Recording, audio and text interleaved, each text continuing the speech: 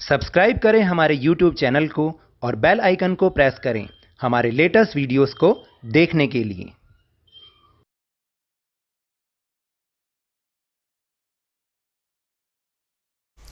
Hello and welcome to Lavneesh sir की class. आज की ये शिक्षा निदेशालय राष्ट्रीय राजधानी क्षेत्र दिल्ली की वर्कशीट नंबर 1 जो कि कक्षा 7वीं के विद्यार्थियों के लिए है। यह ली गई है गणित विषय से और इसमें आज हम कुछ संख्याओं के बारे में समझेंगे। यानी संख्याएं कितनी प्रकार की होती हैं, पूर्ण संख्याएं, पूर्णांक, प्राकृतिक संख्याएं, भाज्य संख्याएं, अभाज्य संख्याएं, सम संख्याएं, विषम संख्याएं आदि आदि। तो चलिए बिना समय गवाए शुरुआत करते हैं मेरे साथ और समझने की कोशिश करते हैं। तो चलिए सबसे पहले हम देखते हैं कि आखिर हमें करना क्या है। तो यहाँ पर आप देखिएगा पहला जो प्रश्न है उस पर लिखा हुआ है सभी प्रश्नों को पूरा करें।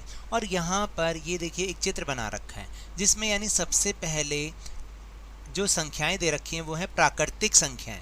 प्राकृतिक संख्याएं वो होती हैं जो हम गिनने में यूज़ करते हैं। जैसे कुछ चीज़ें होती हैं उनको गिनने में यूज़ करते हो ना भाई, कोई चीज़ 1 2 3 4 5 एंड सो ऑन ऐसे होती हैं। ज़ीरो तो नहीं होती ना, हम ये कहते हैं कि यहाँ पर भाई ये चीज़ ही नहीं है।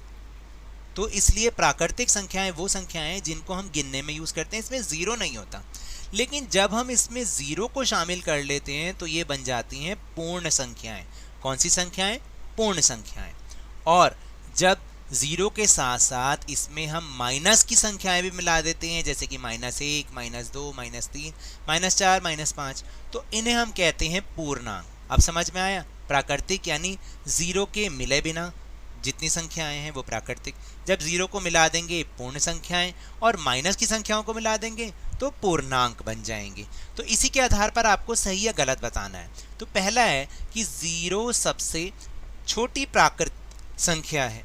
क्या आप देख रहे हैं यहाँ पर ज़ीरो लिखा है? नहीं ना, तो इसका मतलब ये है गलत। यहाँ पर आप लिख देंगे गलत। फिर दूसरा है कि -7 एक पूर्णांक नहीं है। अब आप बताओ, पूर्णांक में मैंने अभी अभी समझाया है कि माइनस की संख्याएं भी होती हैं, तो इसका मतलब ये भी गलत है। तो आपको यहाँ पर लिखना है गलत। इस तरीके से आपको यहाँ पर करना है। तो अब अगला प्रश्न देखते हैं। अगला प्रश्न क्या है?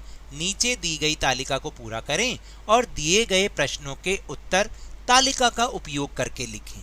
तो देखते हैं आखिर तालिका है क्या। तो देखिए यहाँ कुछ संख्याएं लिखी हुई हैं, 1 2 3 4 5 6 7 8 9 10 11 12 13 14 15 16। अब इनमें से सबसे पहला है कि सम संख्याएं, उन पर टिक मार्क लगाना है जो सम संख्याएं। सम संख्याएं वो संख्याएं होती हैं जो 2 से भाग हो जाती हैं। 2 से भाग हो जाती हैं। तो पहली तो हो गई 2, फिर 3 होती है? नहीं होती, ये भी नहीं है, ठीक है, 3 भी नहीं होती। 4 हो जाती है? 2 के पहाड़े में 4 आता है? हाँ आता है, 2 दूनी 4, यानी वो 2 से भाग हो जाता है। फिर ये सीधा सा तरीका है कि हम जान सकते हैं कि वो उसके पहाड़े में आते हैं या नहीं आते। तो हम ऐसे भी पता लगा सकते हैं। 5 भाग होता है? नहीं होता। 6 भाग होता है? 2 से हो जाता है, तो ये भी एक सम संख्या है। 7 नहीं होता, 8 हो जाता है, तो 8 भी एक सम संख्या है। 9 2 से भाग नहीं होता, 10 हो जाता है? हो जाता है। 11 नहीं होता, 12 हो जाता है। 13 नहीं होता, 14 हो जाता है। और 15 नहीं होता, 16 हो जाता है। तो इस तरह से ये सारी क्या है? सम संख्याएं हैं, यानी वो संख्या जो 2 से भाग हो जाती हैं। अब विषम संख्याएं कौन सी होती हैं? जो 2 से भाग नहीं होती हैं, जैसे कि 1 नहीं होती, तो हमने 1 पर सही का चिन्ह लगा दिया। तो अब देखो, फिर जो संख्याएं 2 से भाग नहीं होती, तो इसका मतलब ये तो नहीं होगा ना, क्योंकि ये तो हो जाती। तो फिर इसके बाद 1 के बाद 3, ये भी एक विषम संख्या है। 4 नहीं है, 5 विषम संख्या है। 6 नहीं है, 7 विषम संख्या है। 8 नहीं है, 9 एक विषम संख्या है, क्योंकि 2 से भाग नहीं होती। 10 नहीं है, 11 एक विषम संख्या है। 12 नहीं है, 13 एक विषम संख्या है। 14 नहीं है, 15 भी एक विषम संख्या है। और 16 नहीं है, ठीक है। अब हम अगला करेंगे अभाज्य संख्याएं। अभाज्य संख्याएं वो संख्याएं होती हैं जो कि किसी से भाग नहीं होती हैं। अभाज्य संख्याएं जैसे कि आप देखेंगे दो जो है, दो किसी से भी भाग नहीं होता, तो इसलिए हमने इसके ऊपर अभाज्य संख्याएं जो किसी से भी भाग नहीं होती, क्योंकि दो किसी से भी भाग नहीं होता अगर आप देखेंगे तो। इसी तरह से एक भी अभाज्य संख्या है, दो भी है, तीन भी अभाज्य संख्या है, फिर पाँच भी एक अभाज्य संख्या है, छः तो हो जाता है, सात भी एक अभाज्य है क्योंकि वो किसी से भाग नहीं हो रही, नौ भी नौ भाग हो जाता है। तो अब आप बताइए कि अभाज्य संख्या है या नहीं है, तो ये एक भाज्य संख्या है, इसलिए ये नहीं होगा। 10 भी नहीं है। 11 एक अभाज्य संख्या है क्योंकि 11 किसी से भाग नहीं होता, सिर्फ वो एक से ही भाग होता है। 12 नहीं। 13 भी एक अभाज्य संख्या है क्योंकि किसी पहाड़े में 13 नहीं आता, सिर्फ 13 के पहाड़े में ही 13 आता है। 14 भी नहीं है, 15 भी नहीं है और 16 भी नहीं है। तो इस तरह से ये सारे अभाज्य संख्याएं हैं। बस इसमें और विषम संख्याओं में ये अंतर है कि विषम संख्याएं क्या होती हैं, जो दो से भाग नहीं होती, लेकिन अभाज्य संख्या वो होती हैं जो केवल अपने आप से भाग होती हैं, बाकी किसी से भाग नहीं होती। तो भाज्य संख्याएं कौन सी हुई, यानी जो किसी से भाग हो जाती हैं। तो एक तो भाग नहीं होता, दो भी किसी से भाग नहीं होता, तो दो भी भाज्य संख्या नहीं है। 3 नहीं है, 4 है, 5 नहीं है, 6 है, 7 नहीं है, 8 है, 9 है, क्योंकि ये दोनों भाग हो जाते हैं ना। भाज्य का मतलब जो भाग हो जाती हैं, और जो ये अभाज्य मतलब जो भाग नहीं होती। ठीक है। अब 10 भी भाग हो जाती है, 11 भाग नहीं होती, 12 भी भाग हो जाती है, 13 भाग नहीं होती, 14 भी हो जाती है, 15 भी हो जाती है और 16 भी। तो ये सारी भाज्य संख्याएं। अब इनके गुणनखंड लिखने हैं। गुणनखंड का मतलब ये होता है कि ये संख्याएं किन किन अंकों से भाग हो सकती हैं, यानी और दूसरे वे में कहते हैं किन पहाड़ों में ये आते हैं। जैसे एक का गुणनखंड क्या है, एक ही है क्योंकि एक के पहाड़े में आता है। 2 एक के पहाड़े में भी आता है और 2 के पहाड़े में भी आता है, तो इसके गुणनखंड क्या हो गए, 1 और 2, यानी ये 1 और 2 से भाग हो जाता है। 3 के गुणनखंड क्या होंगे, एक तो 1 के पहाड़े में आता है और 3 के पहाड़े में आता है। ठीक। 4 1 के पहाड़े में भी आता है, 2 के पहाड़े में भी आता है और 4 से भी भाग हो जाता है। यानी भाग का मतलब कि भाई 4 जो है वो 1 से भी भाग हो जाएगा, 2 से भी हो जाएगा और 4 से भी हो जाएगा, है ना। फिर इसके बाद है 5, तो 5 तो 1 से भाग होता है और 5 से भाग होता है। फिर इसके बाद 6 जो है वो 1 से भी भाग होता है, 2 से भी भाग होता है, 3 से भी भाग होता है और 6 तो 6 से भाग होता ही, यानी 6 के पहाड़े में भी आता है। फिर 7 देखेंगे तो 7 केवल 1 और 7 के पहाड़े में। फिर 8 जो है 1 के पहाड़े में आता है, 2 के पहाड़े में आता है, 4 के पहाड़े में आता है और 8 खुद से भी भाग हो जाता है। इसी तरह से 9 जो है वो 1 से भी होता है, 3 से भी होता है और 9 से भी होता है। फिर इसी तरह से 10 किस किस से भाग होता है, 1 से भाग होता है, 2 से भाग होता है, 3 से होता है नहीं होता है, 4 से होता है नहीं होता, 5 से हो जाता है और 6 7 8 9 से नहीं होता, 10 से ही भाग होता है। फिर इसके बाद 11 1 से भाग होता है और 11 खुद से भाग होता है, इसलिए क्योंकि ये अभाज्य संख्या है। 12 1 से भी भाग हो जाता है, 2 से भी हो जाता है, 2 6 12, 3 से भी हो जाता है, 3 चौक 12, 4 से भी हो जाता है, 4 तिया 12, 5 से नहीं होता, 6 से हो जाता है, 6 दूनी 12, फिर 7 8 9 10 से नहीं होता, खुद 12 से हो जाता है। इसके बाद 13 1 से होता है और सिर्फ 13 से होता है। 14 1 से भी होता है, 2 से भी होता है, 2 7 14, 3 के पहाड़े में नहीं होता, 4 के पहाड़े में नहीं होता, 5 के पहाड़े में नहीं होता, 6 के पहाड़े में नहीं, 7 के पहाड़े में होता है, यानी 7 दूनी 14, और फिर 14 खुद के पहाड़े में होता है, यानी 14 से भाग हो जाता है।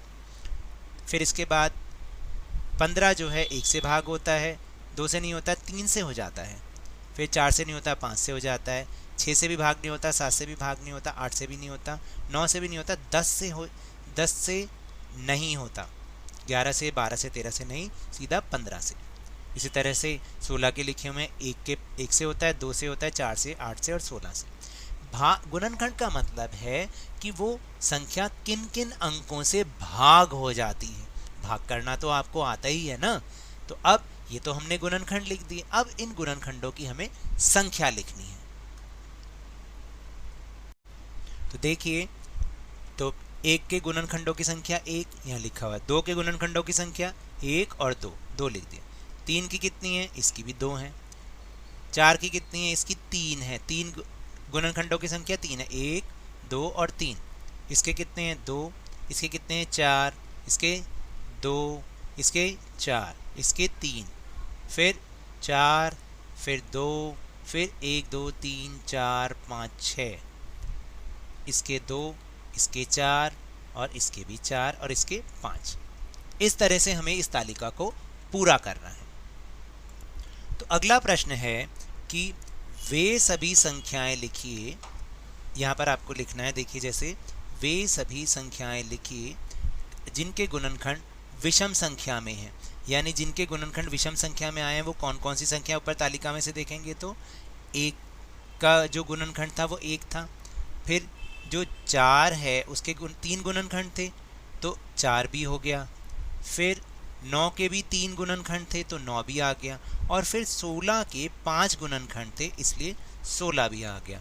तो वे सारी संख्याएं कौन सी हैं जिनके गुणनखंड विषम संख्या में 1 4 9 और 16। और जो बाकी बची संख्याएं हैं उन सब के गुणनखंड सम संख्याओं में, जैसे 2 के भी 3, फिर 5 6 7 8 10 11 12 13 14 और 15। ये सारी संख्याएं ऐसी हैं जिनके गुणनखंड सम संख्याओं में। फिर इसमें लिखा है कि 10 और 12 के सार्व गुणनखंड लिखिए। सार्व गुणनखंड का मतलब है कि जो उनमें से कॉमन है, जो एक जैसे हैं। जैसे 10 के गुणनखंड अगर आप करोगे तो आप ऐसे कर सकते हो, 1 2 से भी हो जाता है 10, 5 से भी हो जाता है और 10 से भी हो जाता है। 12 किससे होता है, 1 से होता है, 2 से होता है, 3 से होता है, 4 से होता है, 6 से और 12 से होता है। तो इन दोनों के जो सार्व गुणनखंड है वो कौन कौन से हो गए, एक तो ये वाला, ये और ये। तो कौन कौन से हो गए, 1 और 2। इस तरीके से ये दोनों क्या हैं, इसके सार्व गुणनखंड हैं 10 और 12 के। तो आप ऐसे लिख देंगे, ठीक है। अब अगला प्रश्न है कि छायांकित भाग को भिन्न से सुमेलित कीजिए। यानी जो छायांकित भाग ये वाला है और जो उसकी सही भिन्न है उसको आपको आपस में सही से जोड़ना है। जैसे ये है 1/2। अब इनमें से कौन सा चित्र है जो 1/2 को दर्शाता है, तो वो है ये वाला। तो आप इसको ऐसे मिला दो। फिर 1/3 यानी कोई चित्र होगा जिसके 3 भाग होंगे और उसका एक भाग रंगा हुआ होगा, तो वो ये वाला है, इसको आप इससे मिला दो। फिर 1/4 यानी कोई चित्र ऐसा होगा जिसके 4 भाग होंगे लेकिन एक ही भाग रंगा होगा, तो वो कौन सा है, ये वाला। फिर 1/5 यानी किसी चित्र के 5 भाग होंगे और रंगा कितना होगा, एक ही होगा, तो 1/5। और उसके बाद 2/2। 2/2 कौन सा होगा बताइए, 2 भाग हैं और दोनों ही रंगे हुए हैं, तो वो है ये वाला। इस तरह से हमें इसको मिलाना है। फिर है कि दिए गए गोलों को इस प्रकार से सही अंकों से भरिए कि ताकि जोड़ने या घटाने पर उत्तर 20 ही आए। तो अब देखिए जैसे 17 में क्या जमा करोगे 20 उत्तर आ जाए तो 3। 4 में क्या जमा करेंगे उत्तर 20 आ जाए, 16। फिर हम किस में से 5 घटाएं कि 20 आ जाए, तो वो होगा 25। 29 में से क्या घटाएं कि 20 आ जाए, सोचो सोचो जल्दी से सोचो, 9 घटा दोगे तो उत्तर 20 आएगा ना। फिर भाई हम कौन सी संख्या में 0 जमा करेंगे तो उत्तर 20 आ जाएगा, 0 का मतलब कुछ नहीं, तो यानी 20 ही हो जाएगा। Very good. फिर 1 में क्या जमा करें कि उत्तर 20 आ जाए, 19। 33 में से क्या घटा करें कि उत्तर 20 आ जाए, सोचो, 13। उसके बाद किस में से हम 20 घटाएं कि उत्तर 20 ही आ जाए। अब आप सोचो कि कौन सी संख्या में से 20 घटाने पर 20 ही उत्तर आएगा, तो इसका डबल कर दो, 40। यानी 40 में से 20 गए 20। इस तरह से आपको इसको करना है। तो ये तो थी आज की वर्कशीट। अगर मेरे इस तरह समझाने से आपको थोड़ा सा भी समझ में आया हो तो इस चैनल को ज़्यादा से ज़्यादा सब्सक्राइब कीजिए, लाइक कीजिए और बहुत ज़्यादा शेयर भी कीजिए। और हाँ, इस चैनल को जल्दी से जल्दी 50K तक पहुँचा दीजिए। लेकिन साथ साथ याद रखिएगा, कोरोना वायरस बहुत फैल रहा है, इसलिए 2 गज अथवा 6 फीट की शारीरिक दूरी का पालन करें, मास्क अवश्य लगाएं और अपनी बारी आने पर टीकाकरण अवश्य कराएं, क्योंकि कोरोना को हराना है और जिंदगी को एक बार फिर से सुहाना बनाना है। इसी उम्मीद के साथ बहुत बहुत धन्यवाद।